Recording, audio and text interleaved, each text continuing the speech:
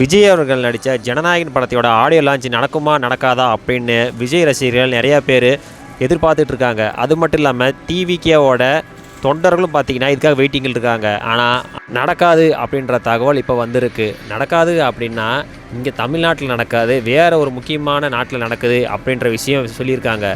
ஏன் அப்படின்னா இங்கே டிவிகே அப்படின்ற கட்சி ஆரம்பித்ததுக்கப்புறம் விஜய்க்கு ஏகப்பட்ட பிரச்சனை நடந்துகிட்ருக்குது. மாநாடு நடத்தப்படுகிறது இல்லை.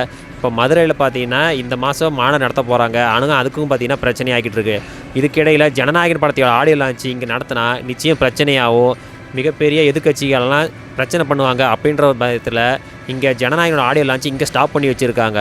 அதுக்கு முக்கியமான காரணம் இதுக்கு முன்னாடியே பார்த்திங்கன்னா கோட் ஆகட்டும், லியோ ஆகட்டும், இதெல்லாம் பார்த்திங்கன்னா ஆடியோ லான்ச் நடக்காமல் இது வந்து ரொம்ப தள்ளி வச்சாங்க அரசியலுக்காக. இப்போ அரசியல் கட்சி ஆரம்பித்ததுனால ஃபுல்லாக பார்த்திங்கன்னா இதை ஸ்டாப் பண்ணிவிட்டு இதோட ஆடியோ லான்ச்சை எங்கே வைக்கலாம் அப்படின்னு பார்த்திங்கன்னா மலேசியாவில் வைக்கலாம் அப்படின்ற ஒரு ஐடியாவில் இருக்கிறதா சொல்லியிருக்காங்க. ஆனால் இது எந்த அளவுக்கு உண்மை அப்படிங்கிறத இன்னும் தெரியல.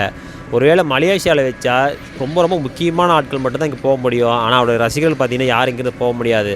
அது மட்டும் இல்லாமல் ஆடியோ லான்ச் இங்கே வச்சா மறுபடியும் ஆடியோ லான்ச்சில் அரசியல் பேசுகிற மாதிரி வரும். அதனால் தேவையில்லாமல் இஷ்யூஸ் வருன்ற காரணம் நிறுத்தி வச்சுருக்காங்க. அது மட்டும் இல்லாமல் விஜய் சொல்கிறத விஜயோட ரசிகர்கள் பார்த்திங்கன்னா யாருமே சரியாக கேட்கறதும் இல்லை. ஏகப்பட்ட இடத்துல பார்த்திங்கன்னா பிரச்சனை பண்ணிகிட்ருக்காங்க. அதனாலே விஜய் அவருக்கு பார்த்திங்கன்னா தன்னாலேயோ தன்னோட நடக்கிற கூட்டத்தாலேயோ தொண்டர்களுக்கும் ரசிகர்களுக்கும் எந்த ஒரு பிரச்சனையும் வரக்கூடாது அப்படின்றது விஜய் பார்த்திங்கன்னா ரொம்ப கேர்ஃபுல்லாக இருக்கார். அது மட்டும் இல்லாமல் திமுக காரங்க நிறையா இடத்துல பார்த்திங்கன்னா விஜய் வந்து பனையூர் விட்டு வெளியே வரமாட்டாங்க. அதனால் பார்த்திங்கன்னா அவர் எதுக்குமே தெரியாது, அவருக்கு அரசியல் லாய்க்கில்லை அப்படின்னு நிறையா பேர் கிண்டல் பண்ணிகிட்ருக்காங்க.